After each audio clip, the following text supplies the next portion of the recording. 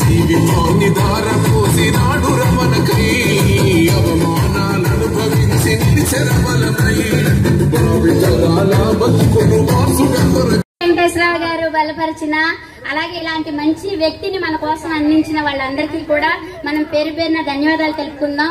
ఇలాంటి వ్యక్తిని కూడా మనం గెలిపించుకొని మన గుడివాడ అభివృద్ధిని ఇంకా మంచిగా ఎవరు ఊహించలేనంత స్థితికి తీసుకెళ్లి మంచి అభివృద్ధి చెందాలని మనందరం సహకరించాలని దానికి ఎంతో మెజార్టీతో గెలిపించాలని మనస్ఫూర్తిగా కోరుకుంటున్నాను.